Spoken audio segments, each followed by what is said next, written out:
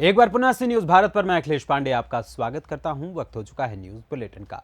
इस बुलेटिन में बात होगी बालोद की, जहां तहसील स्तरीय मां कर्मा महाउत्सव एवं प्रतिभा सम्मान समारोह का किया गया आयोजन। आगे बात होगी धार की, जहां मुस्लिम समुदाय ने भोजशाला में सर्वे पर जताई आपत्ति।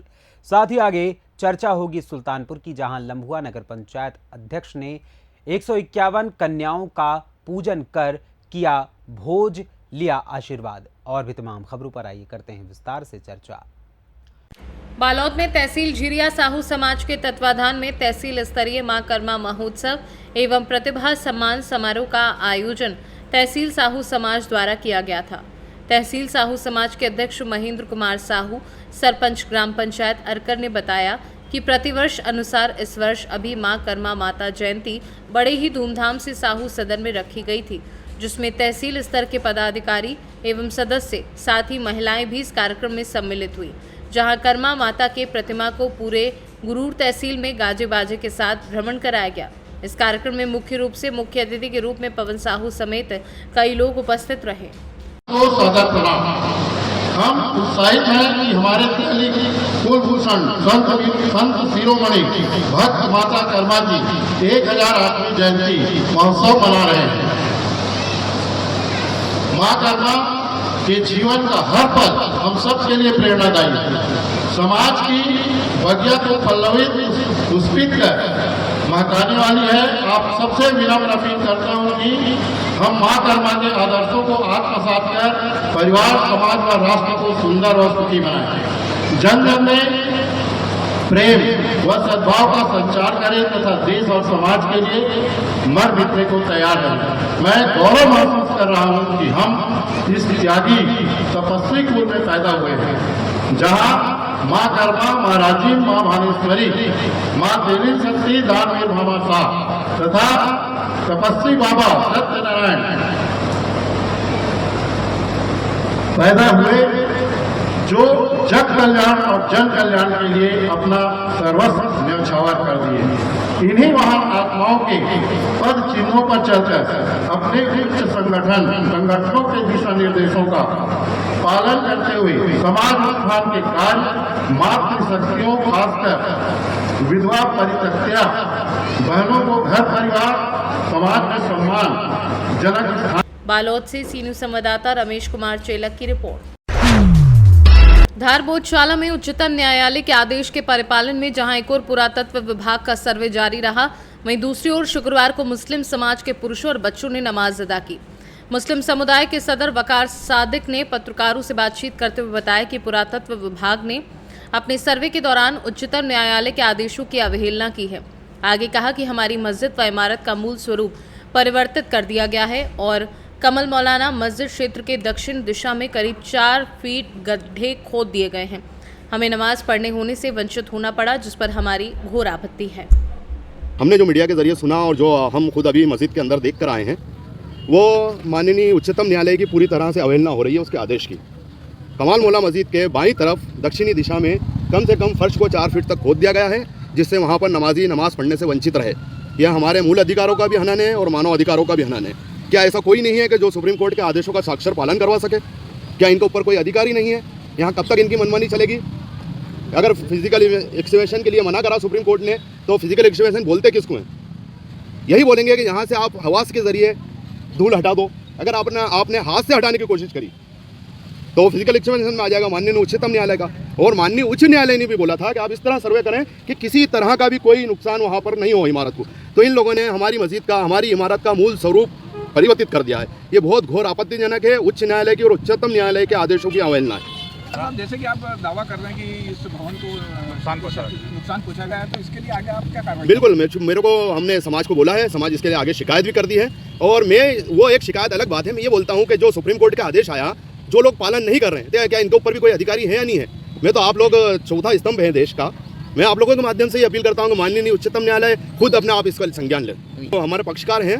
मैं ये नहीं बोलता कि कोर्ट ऑफ कंटेम्प्ट वगैरह की बात नहीं करता हूँ। मैं ये बोलता हूँ कि जो उच्चतम न्यायालय का आदेशों का जो उल्लंघन हुआ है, उस पर इन पर जरूर कार्रवाई होना चाहिए। सर्वे में जो रैली रूलिंग के उनके जो काम थे वो किए गए। चूँकि आज शुक्रवार था तो 12 बजे तक उन लोगों ने सर्वे किया और 12 बजे तक भी एक पीछे की तरफ उन्होंने एक आज चूना एक लाइन डाली थी, उसमें फिर से 1.5 फीट आज माननीय उच्चतम न्यायालय के आदेश का उल्लंघन करते हुए उन लोगों ने खुदाई की, जो हमारी बहुत बड़ी आपत्ति थी। और पिछले दिनों भी हमने आपत्ति वरिष्ठ अधिकारियों के समक्ष दी है, लेकिन अभी तक उसका कोई निराकरण नहीं हुआ और वो लोग खुदाई पर खुदाई किए जा रहे हैं। तो इस संबंध में हम लोग माननीय न्यायालय के समक्ष जाएंगे और जो भी हमारे वकील इसमें हमें तर्क देंगे उस हिसाब से हम काम करेंगे। पिछले 5 दिन पहले से जो उन्होंने ट्रेचिंग के नाम पर और स्केचिंग के नाम पर उसमें करीब 1.5 फीट खुदाई की है, उसमें से एक मूर्ति भी निकली है जो माननीय गौतम बुद्ध जी की है, तो उसको भी छुपाया गया। बहुत सारे साक्ष्य पहले भी इन्होंने जब खुदाई चली थी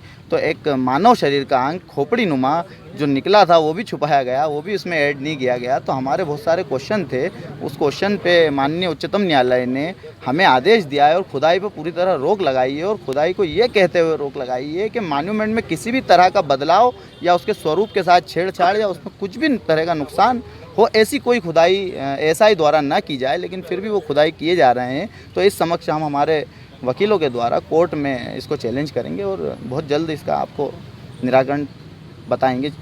धार से सी न्यूज संवाददाता प्रकाश जोशी की रिपोर्ट। लोकसभा चुनाव को लेकर हमीरपुर पुलिस अपराधियों के विरुद्ध कार्यवाही करने में लगी है। अभियान के तहत राट कोतवाली क्षेत्र के सैनी रोड पर खाली पड़े एक सरकारी कचरा घर पर अवैध असलाहा फैक्ट्री चलने की सूचना पुलिस को मिली, जिस पर पुलिस ने कार्यवाही करते हुए असलाहा फैक्ट्री की घेराबंदी कर असलाहा बनाते 2 अभियुक्त भानु सिंह और राजू विश्वकर्मा को गिरफ्तार किया। छापेमारी के दौरान असलाहा फैक्ट्री से पुलिस को 33 बने और अधबने असलहे मिले हैं। मौके से अपराधियों के पास से एक मोटरसाइकिल बरामद हुई है। अवैध असलाह फैक्ट्री का खुलासा किया गया है। कितने असलाह पकड़े गए?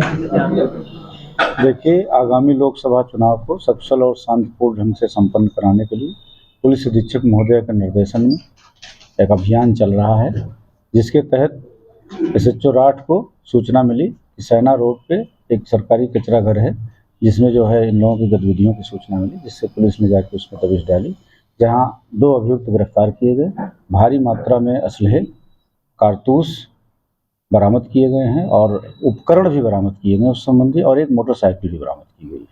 कुल 23 अदद अर्धनिर्मित और 10 अदद निर्मित तमंचा तो बड़े स्तर पर इस पर बरामदगी की गई है, जिसके संबंध में क्राइम नंबर 178/24 3/5/25 शस्त्र अधिनियम पंजीकृत करके विवेचना की जा रही है। इसमें सभी बिंदुओं पर छानबीन करके विवेचना की जाएगी और उनके विरुद्ध साक्ष्य संकलन कर कार्रवाई की जाएगी। कितने दिनों से ये असलाह फैक्ट्री चल रही है? अब ये विवेचना में सारी चीज़ें आएंगी। अभी तो ये प्रथम दृष्टया जो इसकी बरामदगी हुई है, इस सारे पहलुओं की जांच की जाएगी विवेचना में। हमीरपुर से सी न्यूज संवाददाता जितेंद्र कुमार पंडित की रिपोर्ट। सुल्तानपुर लम्बुआ समाजवादी पार्टी से रामभुवाल निषाद का सुल्तानपुर से लोकसभा प्रत्याशी घोषित होने के बाद लोकसभा क्षेत्र में प्रथम आगमन पर समाजवादी पार्टी के लम्बुआ नगर पंचायत अध्यक्ष पूर्व प्रत्याशी अतेंद्र जायसवाल के नेतृत्व में लम्बुआ चौराहे पर पार्टी के कार्यकर्ताओं ने जोरदार स्वागत किया। स्वागत के बाद लोकसभा प्रत्याशी रामभुवाल निषाद ने चौराहे पर स्थित वीर अब्दुल हमीद की प्रतिमा पर पुष्प अर्पित किया एवं उपस्थित कार्यकर्ताओं से मुलाकात की। मौके पर विधानसभा अध्यक्ष सतपाल यादव, समाजवादी पार्टी के जिलाध्यक्ष रघुवीर यादव, शकील अहमद, पूर्व लोकसभा प्रत्याशी, पूर्व विधायक संतोष पांडे, पूर्व विधायक अनूप संडा, पूर्व विधायक अरुण वर्मा, विधानसभा उपाध्यक्ष राजबली यादव उर्फ काका, परमात्मा यादव, राहुल गौतम, धर्मराज त्यागी आदि सैकड़ों कार्यकर्ता मौजूद थे। सुल्तान रोल जल्दी करो भैया। आपका पहला आगमन है सुल्तानपुर में। सबसे पहले तो हम अपने राष्ट्रीय अध्यक्ष जी को धन्यवाद देते हैं। उन्होंने दलित पिछड़े समाज से प्रत्याशी यहाँ बनाए हैं। उनके भावनाओं का सम्मान करते हुए हम देख रहे हैं कि यहाँ के लोग समाजवादी पार्टी PDA गठबंधन को जिताने के लिए तैयार बैठी है। माननीय राष्ट्रीय अध्यक्ष जी ने जो फैसला लिया है जनता के हित में फैसला है और ज़रूरत है यहाँ की जनता के बीच में रहने वाला व्यक्ति यहाँ से सांसद हो, ऐसा लोग मूड बना चुके हैं। ऐसे लोगों को अब सांसद नहीं बनाएंगे जो जीतने के बाद उनको खोजना पड़ता है या दर्शन नहीं मिलता। कानपुर से सी न्यूज़ संवाददाता वाजिद हुसैन की रिपोर्ट। सुल्तानपुर लंबुआ नवरात्रि के पावन पर्व पर नगर पंचायत लंबुआ के रामनगर वार्ड में स्थित मां काली माता मंदिर में नगर पंचायत अध्यक्ष अवनीश सिंह उर्फ अंगद के नेतृत्व में विगत वर्षों की भांति इस वर्ष भी वैदिक विधि विधान से भक्तों ने 151 छोटी छोटी बच्चियों को देवी का स्वरूप मानकर कन्याओं को भोज कराकर पूजन किया। ये कार्यक्रम पिछले 38 वर्षों से इस मंदिर पर चला आ रहा है। वहीं इस दौरान नगर पंचायत अध्यक्ष ने बताया कि ये छोटी छोटी बच्चियां देवी का स्वरूप हैं। इनकी पूजा एवं सेवा करना ईश्वर को खुश करना होता है। ये प्रेरणा ईश्वर ही देता है। धन दौलत सब कमाते हैं, लेकिन ये सेवा किसी किसी के हृदय में स्वयं आती है और समाज के सभी लोगों को इस तरीके के कार्यक्रम में भाग लेना चाहिए और समाज सेवा से जुड़ना चाहिए। इस दौरान कन्या भोज एवं पूजन में सैकड़ों की संख्या में पुरुष और महिलाएं मौजूद थी। मौके पर सभासद सचिन अग्ररी, रविंद्र सिंह, अनिल बरनवाल, बब्बू तिवारी, शहजाद भाई, पवन अग्ररी, चक्री माली आदि सैकड़ों लोग मौजूद रहे। यहाँ पर नवरात्र पूरा होने के बाद विगत 21 सालों से कार्यक्रम चलता है कन्या भोज का, और आज यहाँ पर 151 कन्या भोज का आयोजन किया गया और प्रसाद वितरण किया। इसकी प्रेरणा आपको कहाँ से मिली? आप लगातार कई वर्षों से बच्चियों की सेवा करते हैं और लगातार इनके कार्यक्रम में भाग भी लेते हैं। ये प्रेरणा आपको कहाँ से मिली? देखिए, ये जो प्रेरणा ईश्वर ही देता है।